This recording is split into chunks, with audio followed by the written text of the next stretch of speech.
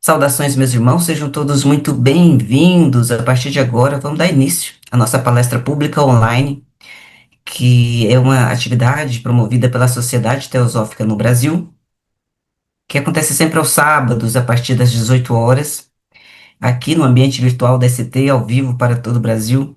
E é um espaço onde nós convidamos nossos irmãos teosofistas para compartilhar conosco estudos, reflexões, percepções acerca da teosofia e temas afins como filosofia, religião e ciência. Para aqueles que ainda não conhecem a Sociedade Teosófica, a ST é uma organização internacional. Nós estamos presentes em mais de 60 países, temos por princípio a liberdade de pensamento e como principal objetivo formar um núcleo da fraternidade universal da humanidade, sem qualquer distinção de gênero, etnia, opção religiosa ou condição social. A ST no Brasil está vinculada à Sociedade Teosófica Internacional, com sede em Adyar e Chennai, na Índia. Foi fundada no ano de 1875 por Helena Petrovna Blavatsky, Coronel Olcott, entre outros fundadores. E nesse ano de 2025 nós comemoramos os 150 anos da Sociedade Teosófica de fundação em Vancouver, no Canadá, onde nós fizemos um congresso, agora no último mês de julho.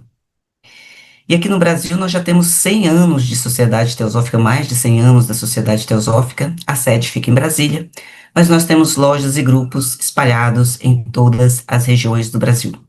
E quem quiser saber mais, se tem alguma loja, algum grupo perto da sua casa, basta acessar o nosso site, e vou deixar aqui também na descrição desse vídeo para vocês terem acesso às maiores informações, tá bom? Bom, e hoje, para falar de metageometria, a linguagem secreta das formas, eu já vou trazer aqui também para a nossa telinha, vou marcar aqui também, nosso irmão Marcos Queiroz. O Marcos, que reside em Salvador, na Bahia, é arquiteto, professor universitário, membro da Sociedade Teosófica vinculado à Loja Kutume, de Salvador, e é um grande pesquisador e estudioso de ocultismo. Ele também tem um canal no YouTube onde ele compartilha semanalmente diversos assuntos muito interessantes na área do ocultismo e do esoterismo. Bem-vindo, Marcos, mais uma vez. A partir de agora eu abro a palavra para você expor esse tema muito interessante de hoje. Bem-vindo.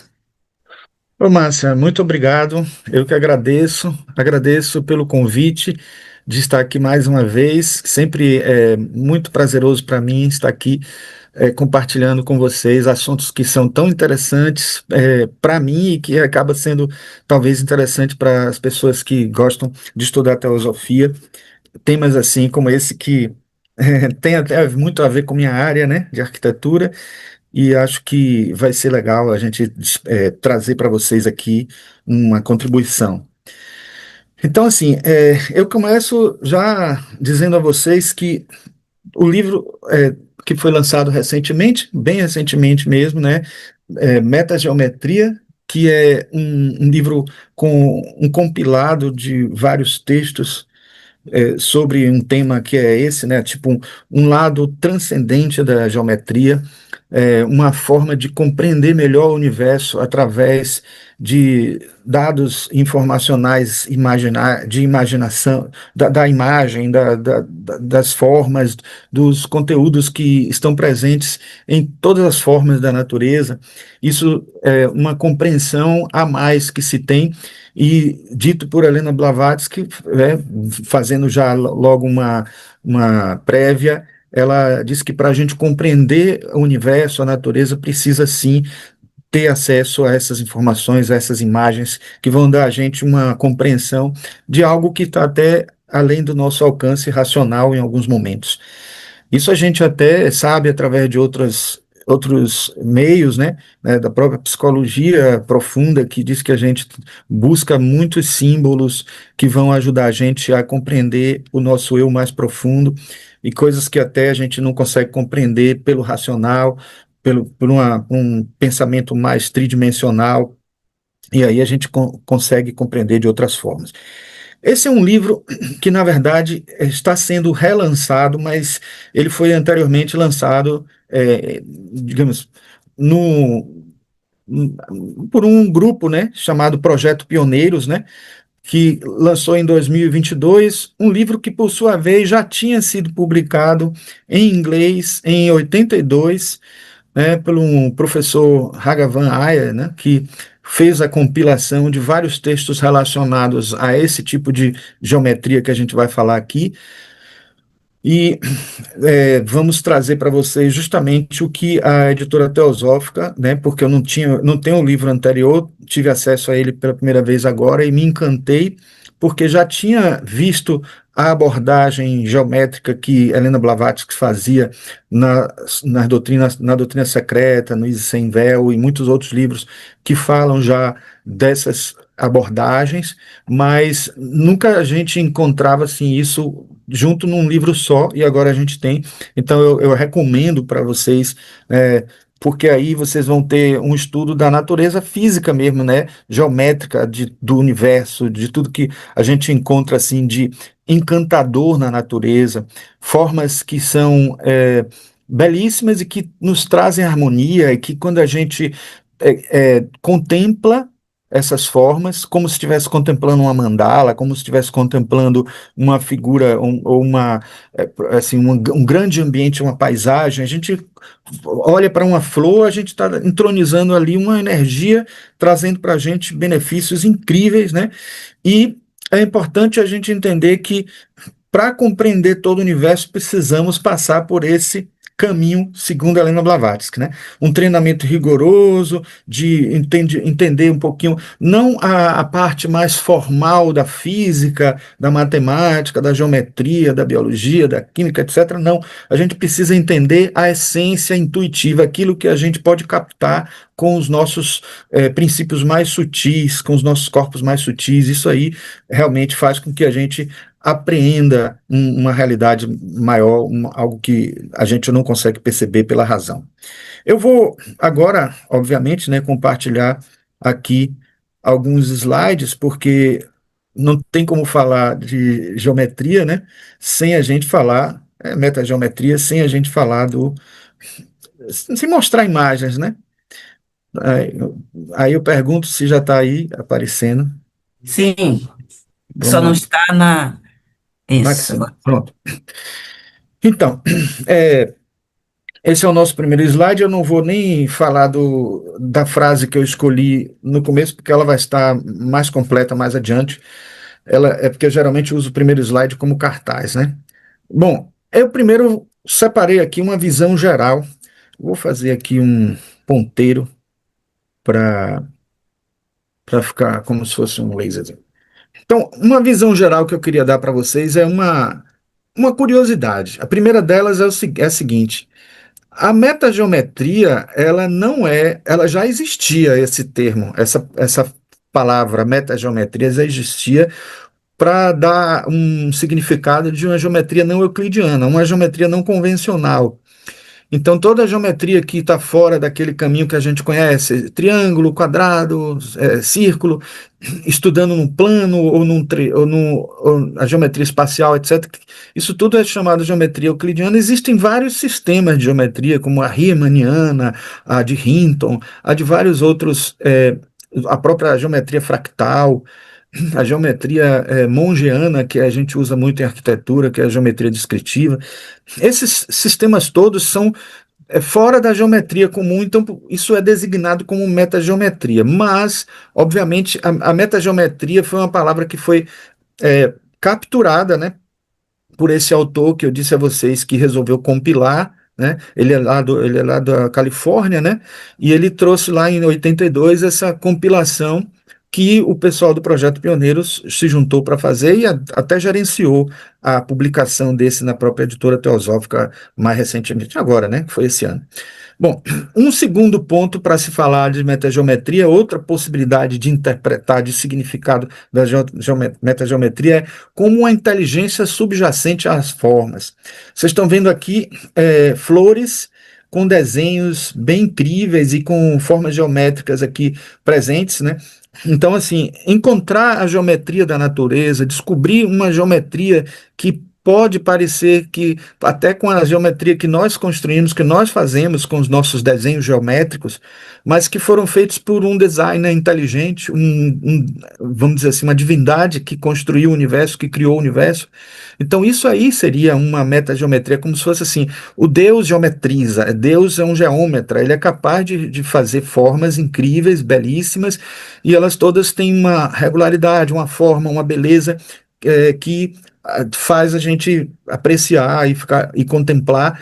E essa geometria ela não existe somente por mero prazer da divindade ou daqueles que vão apreciar, serve para o deleite das pessoas que vão apreciar, porque tem uma função, essa beleza sempre tem uma função dentro da vida humana, para a gente se sentir mais vitalizado, mais estimulado na existência, na nossa vida, etc. Mas também porque ela é consequência natural de várias outras leis menores, né? Então a gente sabe isso pela própria teoria do caos, a teoria dos fractais, que mostram que existe todo um sistema, existe toda uma matemática por trás de cada traço geométrico desse, e que faz parte de um caminho que é uma lei física, e que essa lei física, o que eu estou querendo dizer em outras palavras é assim: se você tem forças que comandam o universo, forças eletromagnéticas, forças de carga elétrica, de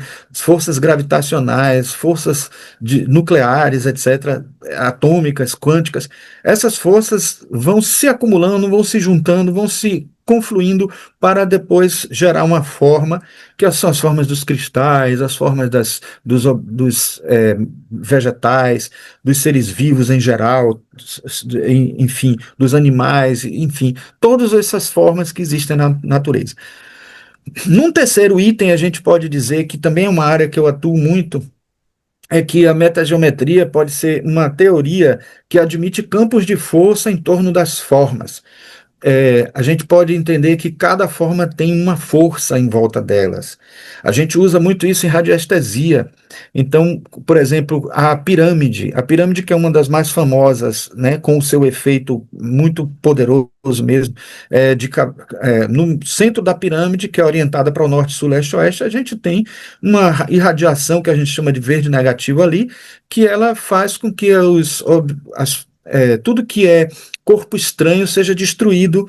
Então, se você tem uma doença que é de algum vírus que invadiu o seu corpo, ou até câncer mesmo, ele pode ser tratado por pirâmide, pela energia da pirâmide, ou quando você também está tentando amolar uma gilete, isso até funciona como patente na Tchecoslováquia, um amolador de gilete que é uma pirâmide que consegue eliminar os resíduos intercristalinos da lâmina, e isso tudo por conta da forma. A forma tem um campo, e todo campo que a forma traz tem uma atuação, uma ação, e isso pode ser utilizado em benefício do ser humano, né? Então, isso é chamado de energia da forma, faz parte da radiestesia. Bom, e existe a quarta e última forma de entender a metageometria, que é a que a gente vai abordar aqui, que é a metageometria como conteúdos ocultos, como símbolos esotéricos na semiologia das formas geométricas. Ou seja, semiologia é assim, o significado, o sentido, o significado por trás de alguma linguagem. Então, o significado por trás de alguma linguagem, em se tratando de formas, é buscar o significado presente nas formas, e um significado que não é um significado de só linguísticos, mas um significado cósmico, um significado que vai nos fazer entender por que aquela geometria é assim, por que aquela forma geométrica está ali com aquela função, e que função ela tem, por que ela está realizando aquilo, o que ela quer nos informar, nos dizer, e também realizar para conosco, já que a gente viu que existe um resultado físico, formal, energético presente em cada forma, certo? Bom, e Helena Blavatsky foi aquela que trouxe para a gente, pioneiramente, nas informações dos vários livros que estão contidos neste manualzinho, que é compilação dos trabalhos dela, de vários livros escritos por ela. Tem, inclusive, dos Collected Works, que é, assim, os escritos seletos dela também, muita coisa lá presente. Bom, quero dizer também que a gente usou muito inteligência artificial nesse trabalho aqui. Então, essa é uma imagem de Helena Blavatsky gerada por inteligência artificial, contendo algumas das formas que a gente vai falar aqui, tá? Vamos voltar a essa imagem daqui a pouco. Aqui eu trouxe. Notem que na imagem anterior a gente está com um fundo, um cenário aqui com a própria Helena Blavatsky, que também foi feita, gerada por inteligência artificial, e tem esse fundo preto aqui. Toda vez que a gente partir para essas linhas aqui mais curvas e retas que a gente colocou aqui atrás, é porque se trata de um livro que não é o livro Metageometria que a gente está utilizando, tá? Como base. Então a gente tem esses outros três livros aqui que a gente usou como referência para várias imagens e vários trabalhos que a gente está colocando aqui, tá? Esse livro aqui de Jesus Atom, que ele já tem até um outro que eu vou fazer uma palestra proximamente falando da renascença oculta, é muito interessante porque ele fala das formas geométricas da arquitetura, das obras de arte, do Renascimento e todos os dados ocultos presentes por trás dessas formas, né? Então isso dá muito pano para manga, tem muito a ver com esse tema, mas é um capítulo à parte. Uma coisa que eu quero dizer a vocês é que não tem nem como a pessoa esgotar esse assunto, porque é um assunto muito vasto. Aqui eu tive que fazer uma seleção incrível do que falar em um tempo curto que a gente tem para poder dar para ser alguma coisa útil para vocês. Esse é um outro livro também muito interessante, que foi um dos que eu encontrei mais dados próximos ao que Helena Blavatsky traz nesse livro, Metageometria, e esse é o Código Secreto, que eu já venho trabalhando com ele há muito tempo, já tenho utilizado muito esse livro, fala muito de geometria sagrada, que não é exatamente a mesma coisa, mas eu poderia dizer que a geometria sagrada está dentro da metageometria. Quero também dizer a vocês que o termo metageometria não foi cunhado por Helena Blavatsky, que foi cunhado justamente por aquele autor que eu falei no início, né, que é o professor Raghavan Iyer. Quando ele fez as compilações, ele chamou isso de metageometria. Bom, prosseguindo, vamos ver aqui, não está conseguindo passar, vamos ver se eu passo aqui, pronto. Então eu começo aqui com um texto. Vamos ter pouco texto nessa apresentação, mas esse é um que é importante. A natureza geometriza universalmente em todas as suas manifestações, né? E isso era só uma citação, uma epígrafe de um capítulo, e eu acabei indo atrás do texto completo que está na doutrina secreta. Ela diz assim: é uma lei fundamental não somente na matéria primordial, mas também na matéria manifestada em nosso plano fenomenal. A natureza correlaciona suas formas geométricas e, posteriormente, os seus elementos compostos, lei segundo a qual não há lugar para o acidente nem para o acaso. Ou seja, tudo tem uma razão de ser, né? Se o caramujo tem uma forma desse jeito aqui, né, com esse desenho, tem uma razão para isso. Uma razão biológica, uma razão física, uma razão química, uma razão sistêmica, uma razão esotérica, espiritual, enfim. E aí a gente encontra isso, né, presente em muitas formas, e isso em obras de arte são sempre utilizados, e isso traz para a gente também um resultado estético também que cria uma, uma ambiência, né, uma ambiência natural que faz também bem para a pessoa. Só ver, olhar, observar isso já traz um benefício incrível. Eu hoje, atualmente estudando neuroarquitetura, eu sei que existe o design biofílico, que é muito comum hoje se trabalhar, que basicamente diz que nós passamos milhões e milhões de anos vivendo na selva, vivendo na natureza, né, sem construções, sem paredes, nem nada. Então nós temos como muito mais familiaridade e nos sentimos muito melhor, nosso sistema nervoso consegue se acalmar, se tranquilizar e emitir hormônios muito mais saudáveis quando nós estamos diante da natureza e quando as formas que nós elaboramos, visualizamos, contemplamos também são formas naturais, né? Continuando aqui dentro do caminhar, né, de inteligência artificial, desculpem, nós temos aqui essa ilustração já com Helena Blavatsky, fazendo com giz um círculo e um ponto no meio, né? E isso diz respeito a o que a gente começa no livro tendo como informação, que em um manuscrito arcaico, né, que foi de acesso a Helena Blavatsky, com características bem atípicas mesmo. Ela vê em uma primeira página um disco, né, que é totalmente branco em cima de uma superfície de um fundo negro, né, de um fundo preto. Então, é como se fosse um círculo sem mácula, um círculo sem manifestar, como se fosse o chamado pralaya, que corresponde a um momento de pausa do universo, né? Precisando, né, dentro do processo cíclico de uma manifestação em algum momento. Corresponde ao cosmo na eternidade, né? Antes do despertar da energia que ainda está em repouso, né, e tal. Então, o momento em que ainda vai acontecer a emanação, né, no universo e os sistemas que vêm posteriormente. Isso lembra muito, vocês vão ver com o desenho, porque aqui já é o desenho com o círculo no meio, correspondendo à manifestação, como se fosse um primeiro Manvantara aí no processo todo, que quer dizer a primeira manifestação, o primeiro momento de atividade do universo, né? E também, como a gente pode dizer que o que está em cima é como o que está embaixo, nas leis de correspondência, a gente pode dizer que isso diz respeito a nós também, porque temos o nosso eu, né, o nosso eu verdadeiro que corresponderia a esse centro, que é o nosso self, e o que está em volta como a ilusão.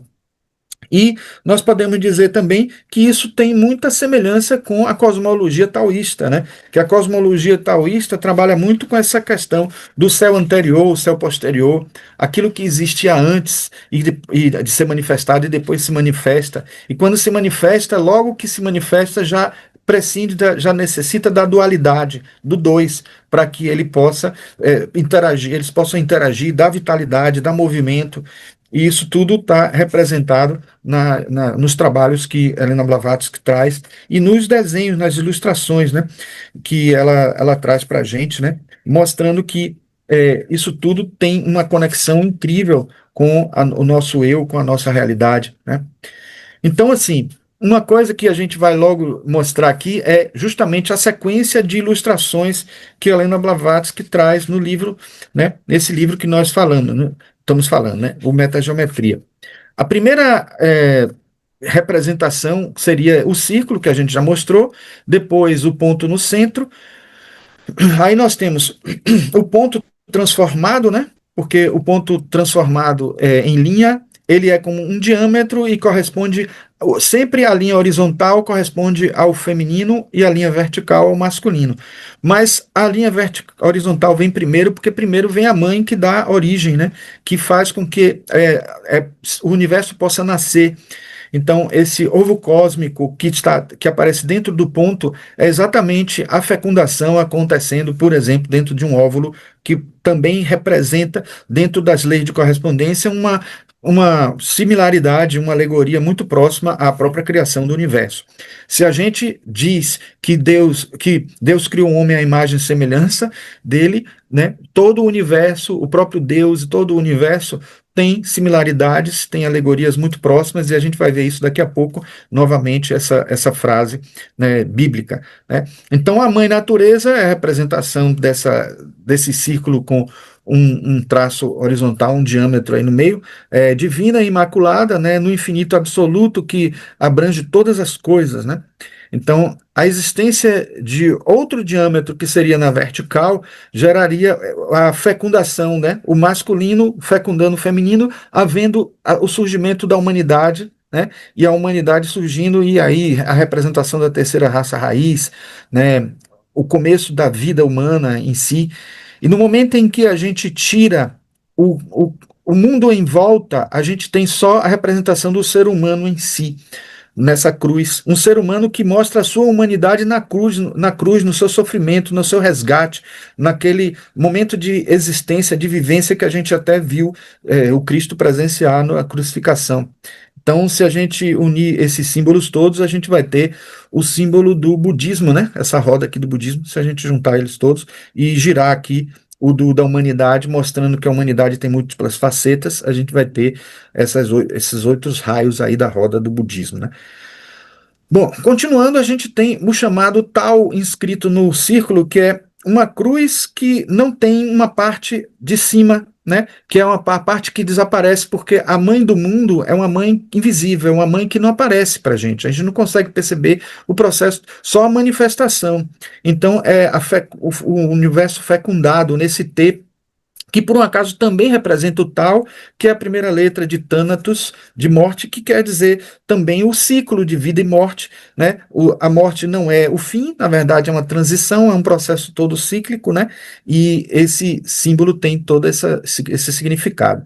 E a suástica, tão pouco, tão assim deturpada com o nazismo, ela tem um significado evolutivo muito forte, que como foi utilizado negativamente para o nazismo, até se tenta evitar um pouco, né, de colocar esses símbolos em determinados momentos para não ser mal interpretado. Mas é preciso que seja bem entendido que a suástica ou cruz jaina, ela diz respeito à evolução, ela tem um sentido evolutivo, a busca do crescimento, a busca do eu profundo, né? Esse movimento que vai fazer com que as pessoas alcancem o seu eu verdadeiro, né?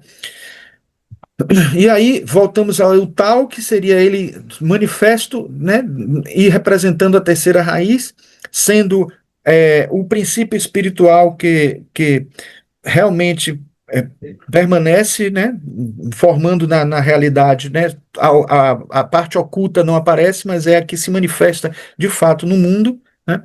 E aí depois nós temos o princípio masculino na divisão vertical, que é o chamado círculo do 10 sagrado, e que a gente vai ver mais detalhadamente ele daqui a pouco, porque ele faz uma divisão, mostra justamente a situação da dualidade existindo, a sexualidade passando a existir, a cruz ansata ou cruz egípcia, que é a Anki, né, que está juntando todas as formas simbólicas, a gente vai ter esse resultado aqui, né?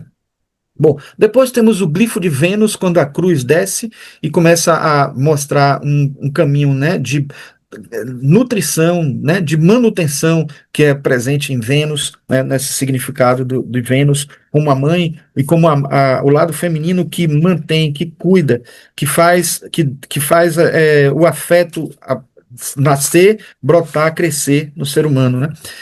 Depois nós temos o pentagrama invertido, que ele já dá um significado da deturpação que se faz no mundo. O que o mundo traz para a gente de ilusão. O pentagrama na posição normal, ele mostra a humanidade, a verdadeiro significado do ser humano na Terra, de buscar esse crescimento. Mas o pentagrama invertido, ele é um signo que tem a ver com a feitiçaria humana, né? Que até você colocando o círculo vai ter o símbolo da magia, né? E tal. Mas é também o símbolo esotérico do Kali Yuga. Corresponde, segundo Helena Blavatsky, à nossa mão esquerda, com os seus 5 dedos, né? Mas mão esquerda, sim, para a pessoa que é destra. Para a pessoa que é canhota, seria a mão direita, ou seja, a mão que a gente não está habituado a utilizar está relacionada à magia cerimonial e o simbolismo dela é justamente assim, aquilo que pode causar dificuldades para a gente, limitações no nosso processo evolutivo, tanto que a ponta da estrela está apontando para baixo, né?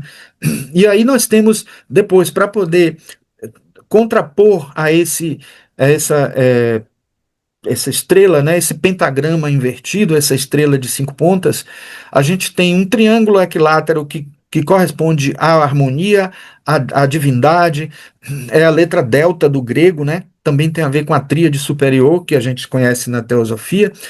Não é à toa que a palavra deísmo, a palavra deva, divindade, Deus, em várias línguas, é escrito com a letra delta, porque está associado, de certa forma, também a esse triângulo.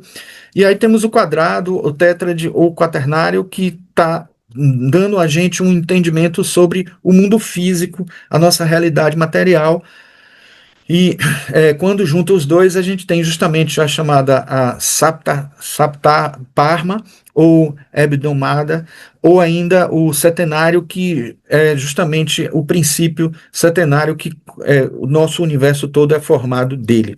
Então, todo esse caminhar até chegar aqui foi para mostrar simbolicamente como é o caminho do mito da criação, do processo criativo do universo, trazendo para a gente um mundo que tem todos esses princípios setenários que a gente conhece e o simbolismo que a gente poderia até mostrar aqui é o Saptaparma, dando um entender de que nós, como seres humanos, temos um quaternário e uma tríade conectadas, por isso que nós somos compostos de 7 princípios, como a gente vai ver daqui a pouco.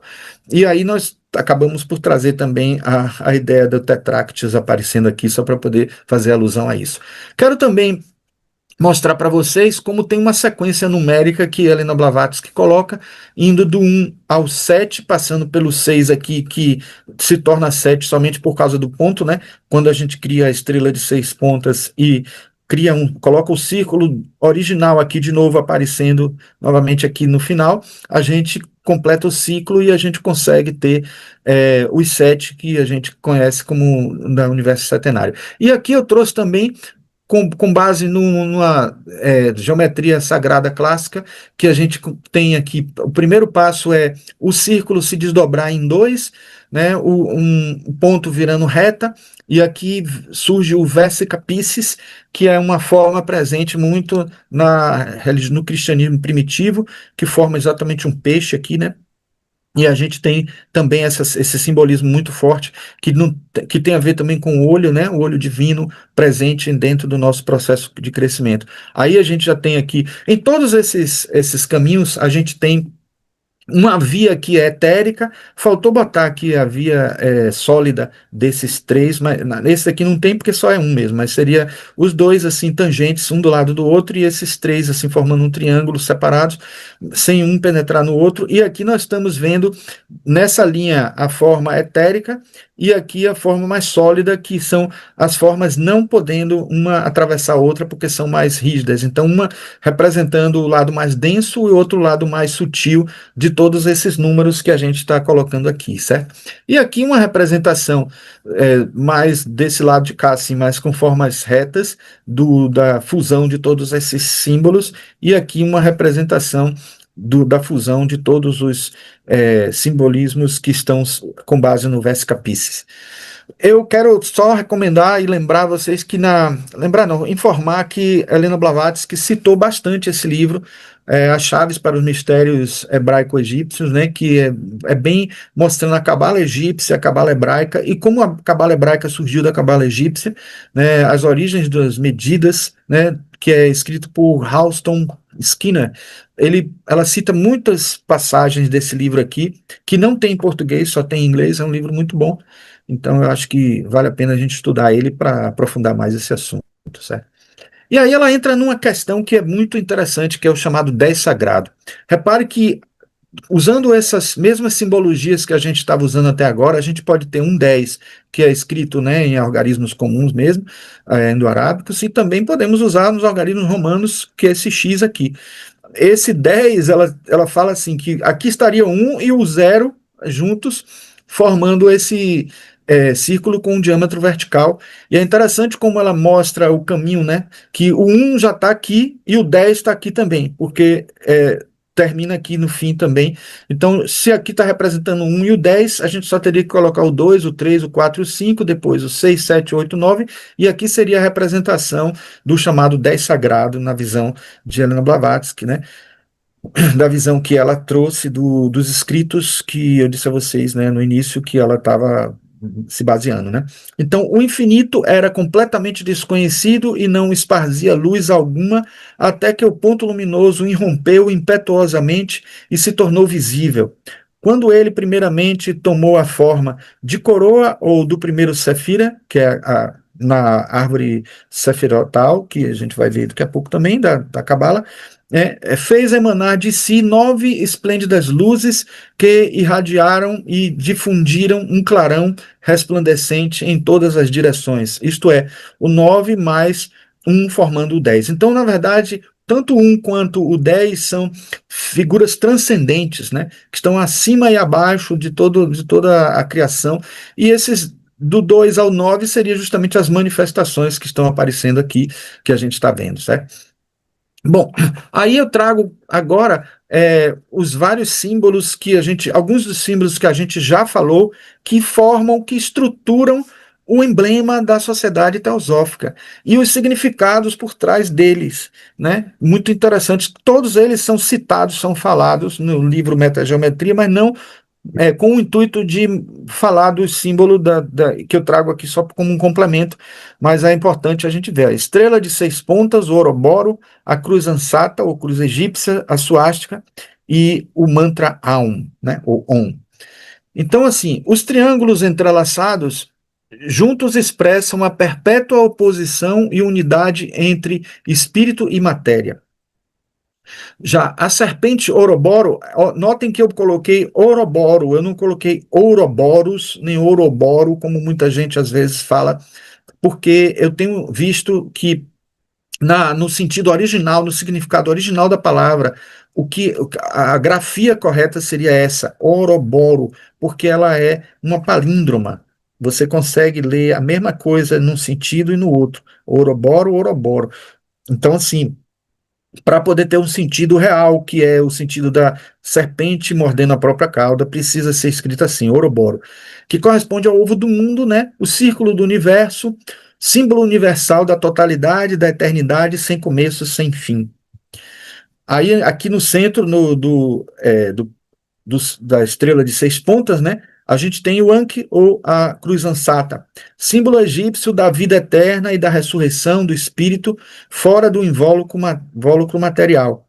A união do círculo eterno e da cruz, mundo manifestado, traduz o triunfo da vida sobre a morte.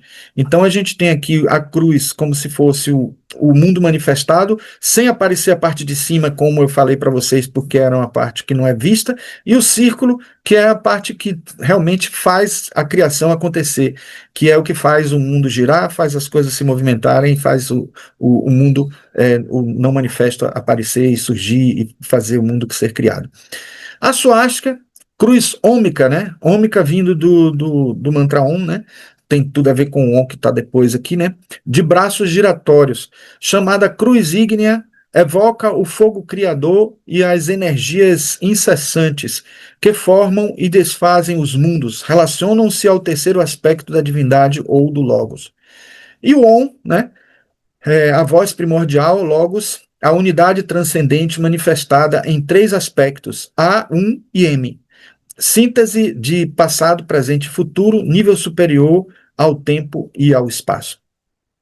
Bom, continuando, a gente pode dizer que esse macrocosmos e o microcosmos, eles se juntam formando uma figura única. Se a gente colocar o microcosmo dentro do macrocosmo, a gente vai ter a completude, né? A unidade, a vida una.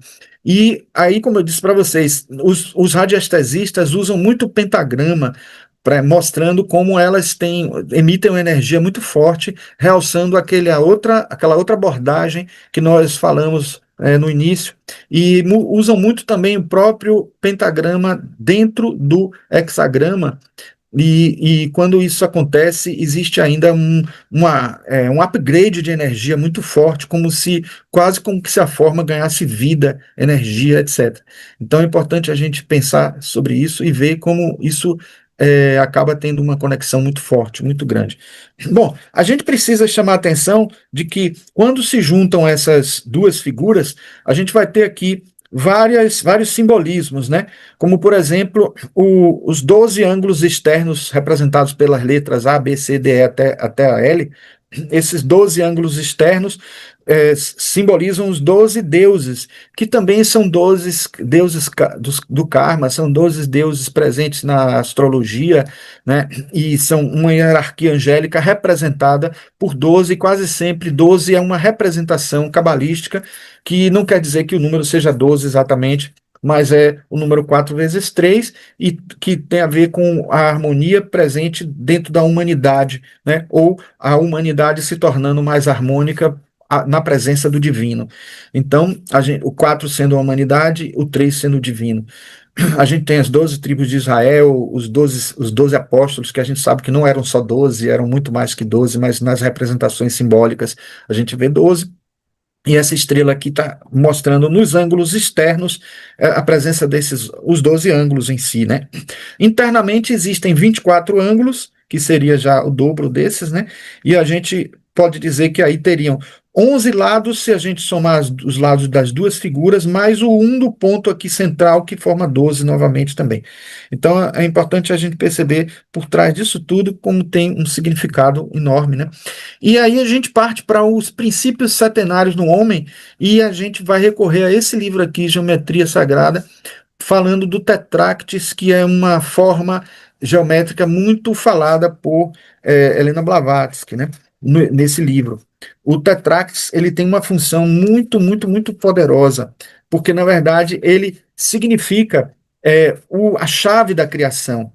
Então, segundo Blavatsky, ele não foi nem criado por Pitágoras, apesar de ser chamado, em geral, de Tetractis pitagórica, mas ele foi, na verdade, ele fazia parte da ordem, né? Ele era uma descrição presente na ordem secreta que Pitágoras fazia parte, né? A própria ordem pitagórica, né? E isso era conhecido e pertencia já de muito tempo antes, não foi partido, não partiu dele, não se sabe a origem exatamente. Então, corresponde a uma manifestação gradual, né, da unidade, que vem aqui do 1 para o 2, depois para o 3, para o 4, chegando até o 4, que representaria o mundo material, né? E isso está associado a uma ordem cósmica, né, que faz assim com que a hierarquia possa se manifestar, uma hierarquia espiritual que representa a estrutura do universo, o próprio delta que a gente viu nesse instante, que também tem a ver com a divindade, o uno divino, né, expresso em múltiplos níveis, né? E aí a gente pode encontrar um detalhe muito grande no livro sobre como que isso estrutura os nossos princípios, os nossos 7 princípios, né? E a gente encontra isso, né, descrito da seguinte forma, por Subahal, que é uma citação que a Helena Blavatsky faz. Como regra geral, sempre que 7 entidades são mencionadas nas antigas ciências ocultas da Índia, em qualquer conexão, devemos supor que essas 7 entidades vieram a existir a partir de 3 entidades primárias e que essas 3 entidades são novamente desenvolvidas a partir de uma única entidade ou mônada. Daí a gente já começa a perceber o princípio filosófico por trás do Tetractis, né? Porque ele começa com 1, depois o 2, depois vai 3, etc.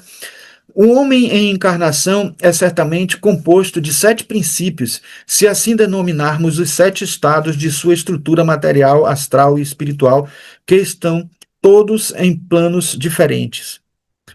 Aí a gente pode encontrar na representação do Adam Kadmon, a gente tem aqui na representação do tetragrama a representação do princípio mais denso, né, que é o da matéria.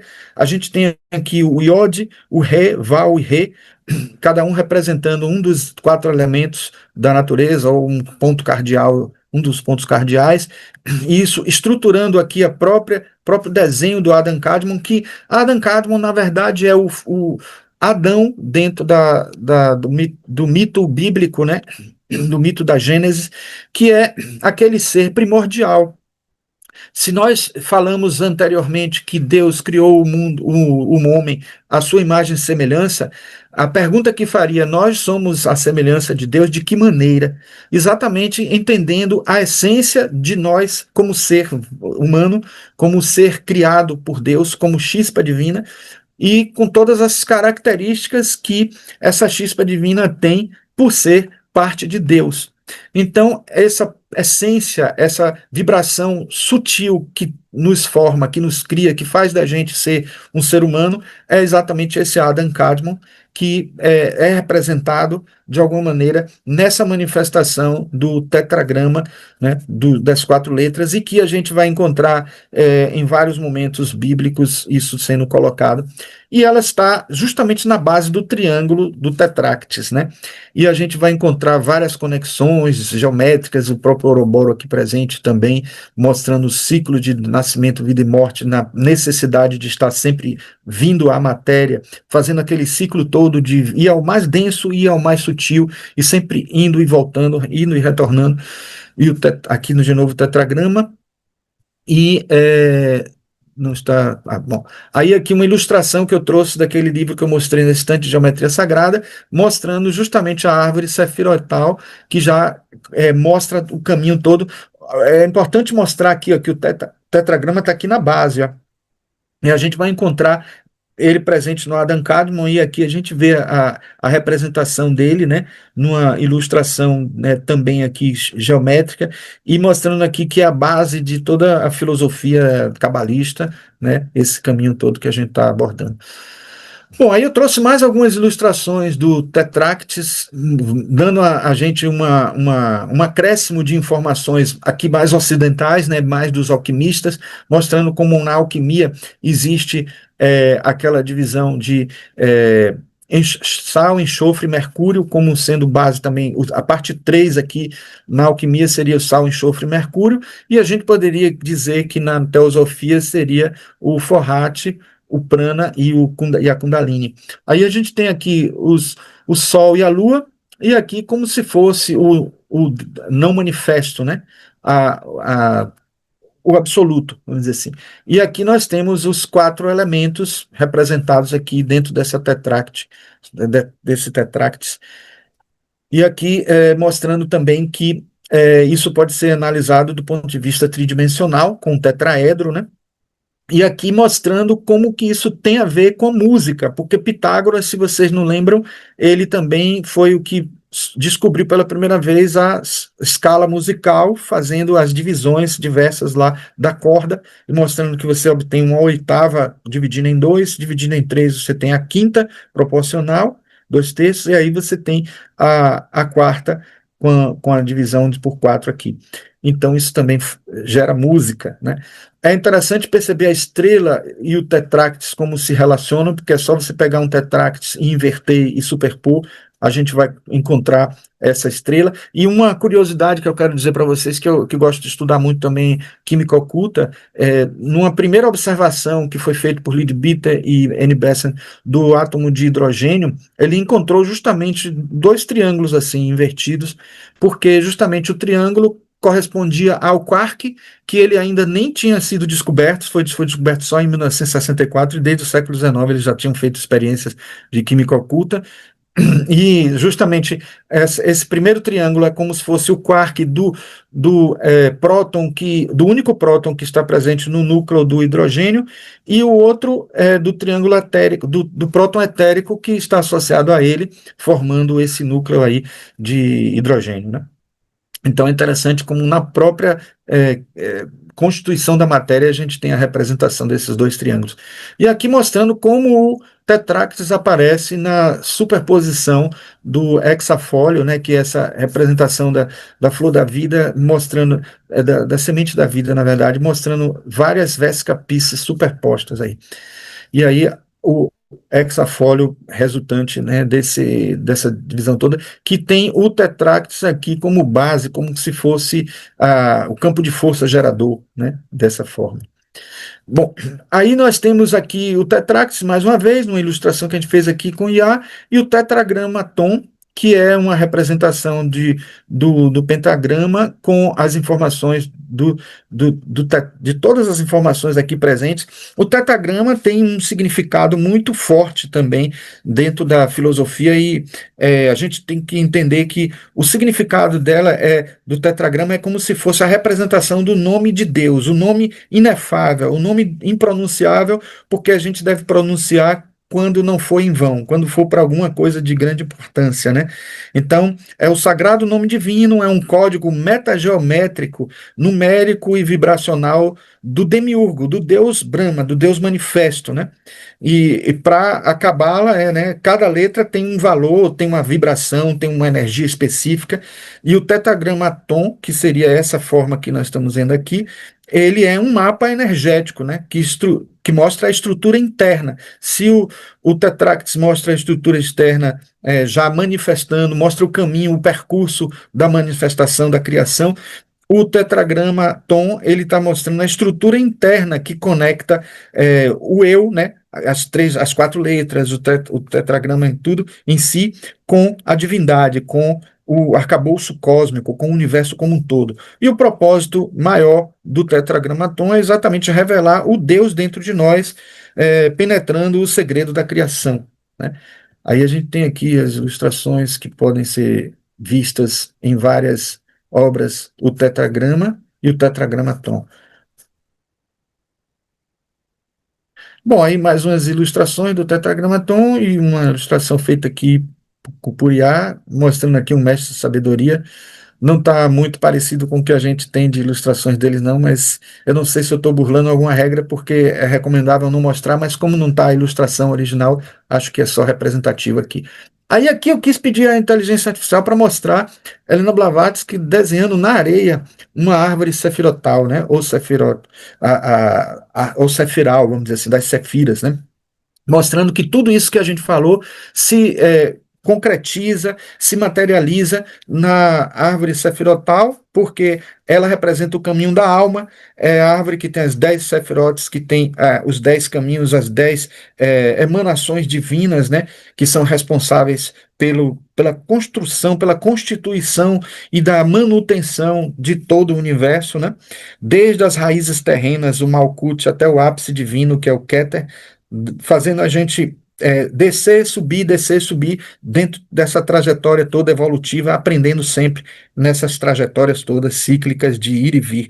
O propósito espiritual fundamental da árvore sefirótica é servir de roteiro, né, de interno, né, para a nossa evolução, né, e, de certa forma, ajuda a gente a integrar as virtudes divinas da vida cotidiana e manifestar o divino por meio do humano.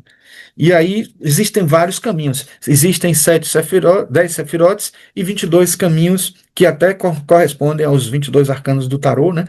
E temos diferentes caminhos. Vocês veem aí que a gente pode fazer vários caminhos e não é à toa, porque a gente não tem um caminho só e se seguir o caminho reto de baixo para cima aí é mais rápido e, de certa forma a árvore da vida está nos mostrando esse caminho, nos ajudando a encontrar esse caminho mais próximo, né? O caminho mais rápido. Aqui eu trouxe mais algumas ilustrações do livro da Geometria Sagrada, mostrando como na vida da gente, né, nas mórulas, né, no embrião da gente tem essas formas que a gente encontra aqui, que se estruturam, que se desenham e que no fim das contas vão desenhando também essas formas esotéricas todas da metageometria, né? Então aqui o hexafólio, aqui você tem a árvore sefirótica, aí você tem. Eu não gosto muito do termo sefirótico que é usado por Geoffrey Hodgson, porque sefirótico parece doença, né? Mas sefirotal eu gosto e sefiral também. Tudo tem a ver com sefira. Aqui é para mostrar como a arquitetura por muito tempo usou também as bases usando o retângulo áureo, a proporção áurea, né? Representações incríveis aí que mostram na arquitetura.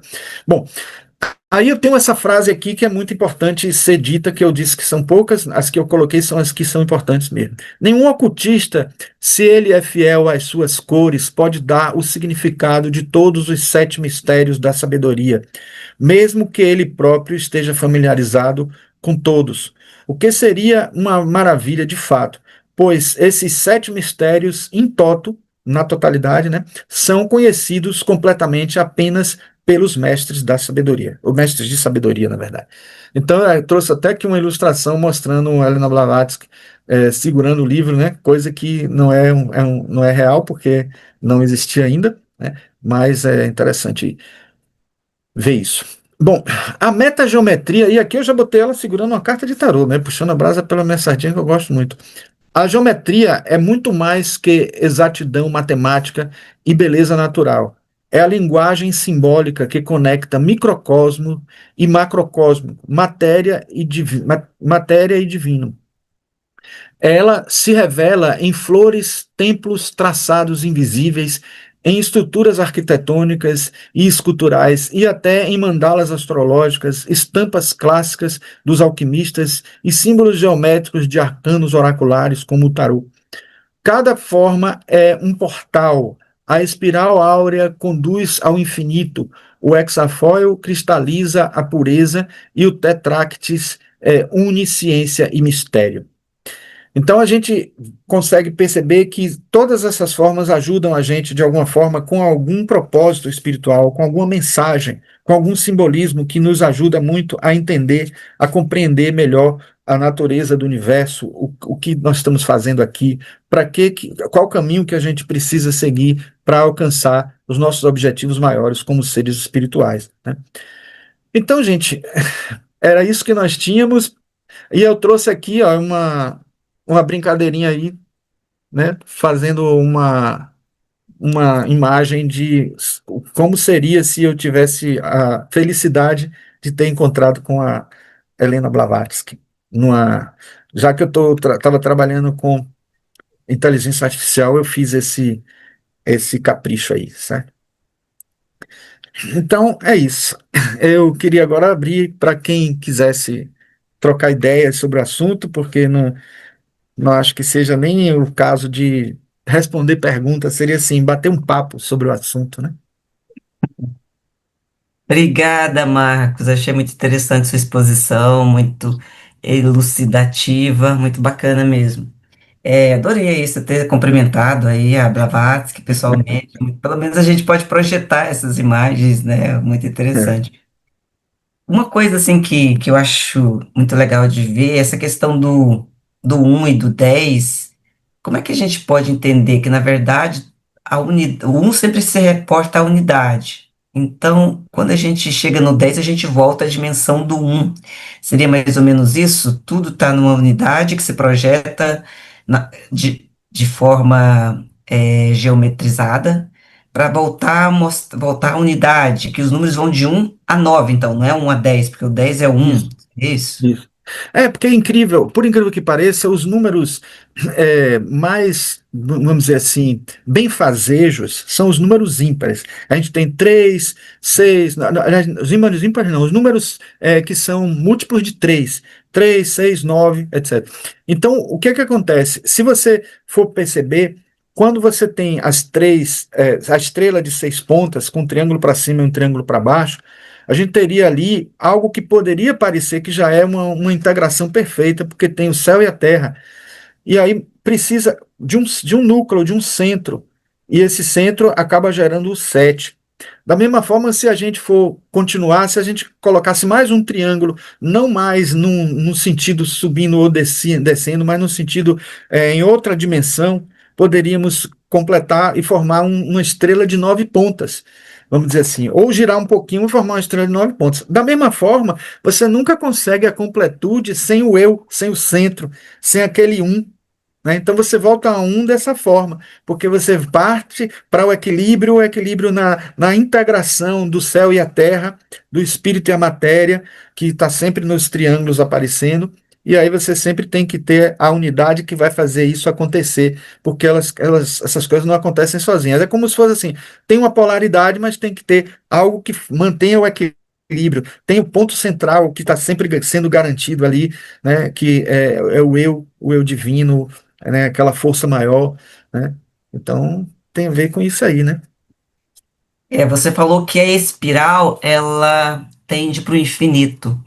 E eu li alguma vez falando que a nossa consciência, ela gira em espiral, mas a matéria, ela é forma.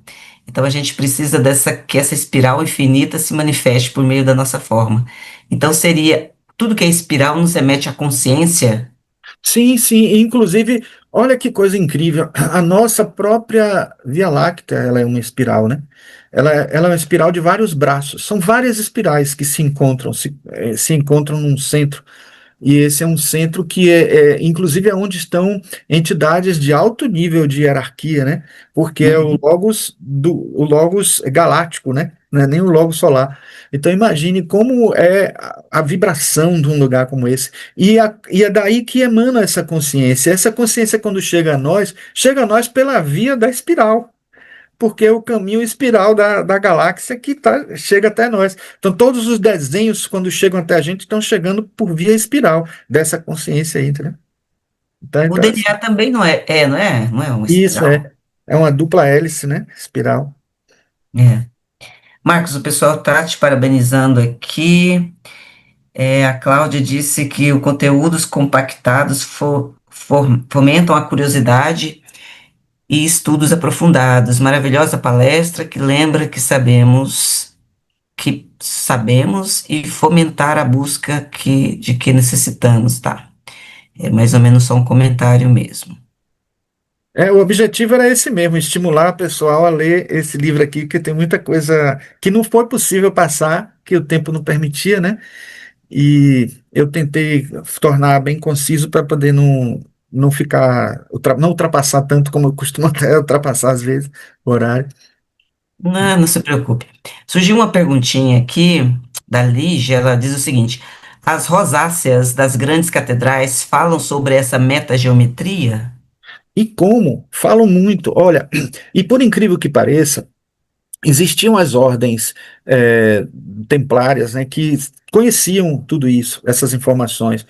E usavam esses, né, vocês veem que são ah, é, os folhos, né, aquelas formas de folha, pétalas de folha que são utilizadas nas catedrais medievais, principalmente nas românicas e góticas, elas tinham muito essa forma, né, usando esse caminho da Vesica Piscis, usando esse caminho da relação áurea. Mas uma coisa curiosa é que quando Jung começou a estudar as mandalas, ele descobriu algo interessante. Nas igrejas medievais, somente nas igrejas medievais, românicas e góticas, elas começaram a surgir as chamadas rosáceas. As rosáceas, elas parece coincidência, mas não é, nada é coincidência. O coro da igreja deixou de ser do lado do transepto, lá do altar, onde estava originalmente, e foi para um mezanino que fica acima da entrada, na época medieval, porque os cantos gregorianos eles eram importantes e começaram a crescer no período medieval.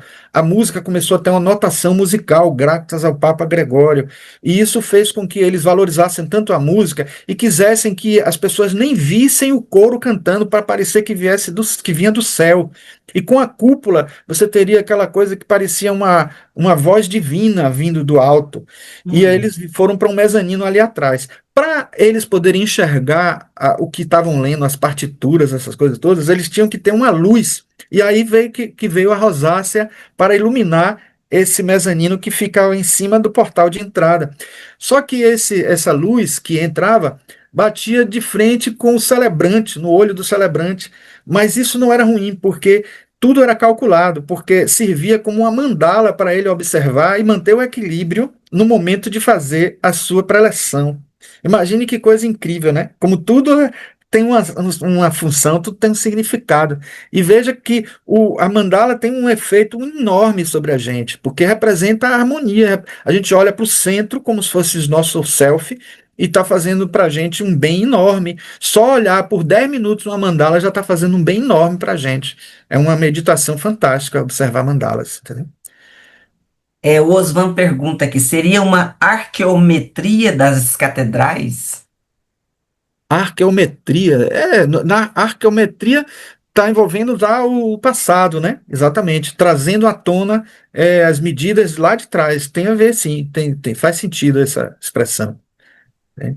Porque, por exemplo, eu tenho estudado muito e estou pretendendo ainda fazer uma palestra sobre isso, sobre as pirâmides, né? Porque elas têm um mistério incrível, porque não só tem aquela precisão das medidas que não se imagina como que isso foi feito naquela época, mas tem também algumas previsões de várias dinastias futuras, de a morte de Faraó, de acontecimentos da história, tudo presente na pirâmide ali, nas medidas. Então, quando você analisa as medidas das pirâmides e transforma aquilo em tempo, os covados egípcios, as medidas em tempo, você vai encontrar muitas coisas que foram acontecer depois aparecendo ali já nas previsões deles.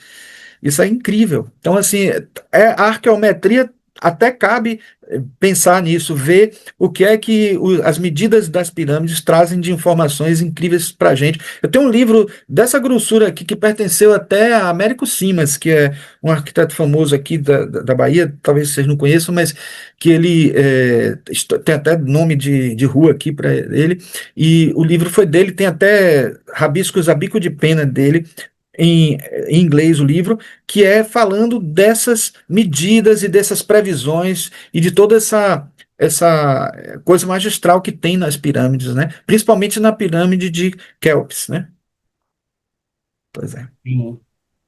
Marcos, você fez aquela análise dos símbolos considerando o emblema da Sociedade Teosófica. Você acha que Blavatsky foi realmente inspirada para colocar essas verdades de uma forma bem simbólica, mostrando e ao mesmo tempo estando essas verdades ocultas para a gente descobrir?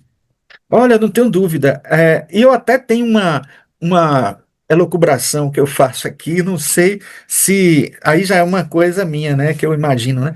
Note que a suástica está bem pequenininha, né? De certa forma, para quem sabe não havia até um conhecimento de que isso poderia ser perigoso no entendimento, no mau entendimento das pessoas e tal.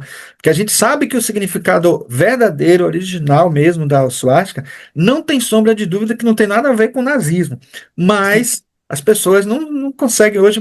Porque se você vê uma pessoa com um símbolo de suástica na mão, você tem logo de imediato tem um receio de que a pessoa esteja com um pensamento tenebroso desse, né, como de nazismo. Então, assim, eu acho que até isso pode ter sido inspirado, mas eu não tenho dúvida, que tem toda uma harmonia ali, um significado presente ali por trás, né, e que faz parte de todo o conteúdo que a gente tenta trabalhar, né? Sim, sim. Eu achei interessante você falar do Ouroboro, que eu sempre li Ouroboros, né? É, E eu já vi que ele tem uma conexão também com Deus Veruna, com Uranus, enfim, com sim, toda aquela questão do Akasha que circunda, que o anel não passarás. sim, E ele sim. representa isso mesmo, esse círculo, o nosso logos, que vem se manifestar nessas formas geométricas que está dentro É. de todo o emblema. O É, ciclo sem fim, né? exatamente. Nascimento, vida e morte. E ele se autodestrói, ele se nasce, se manifesta e ele volta ao não manifesto. E não E é à isso toa que é uma serpente, né? A serpente que é a primordial, a que faz a Kundalini fazer que faz a gente surgir no universo, constituir o universo, a força básica que constitui todo o universo, também a força que se transforma o tempo inteiro por ser mais material, mais densa, porque, por exemplo, a matéria do astral é formada pela Kundalini do astral, a matéria do mental é formada pela Kundalini do mental. Mas também é a primeira que se dissipa quando a gente avança adiante, porque é a parte mais densa. E a serpente também troca de pele direto. É um animal que troca de pele o tempo inteiro. Então é um simbolismo perfeito para associar tudo isso aí, né?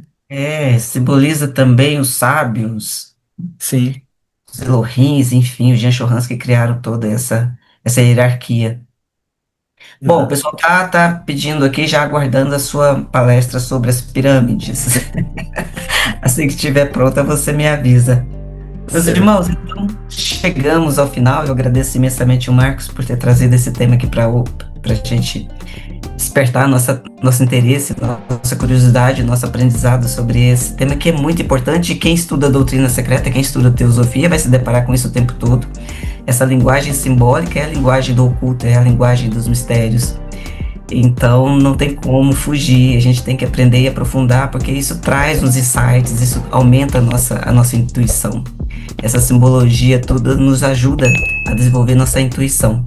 Porque as palavras precisam de tradução, mas os símbolos não, eles são eternos.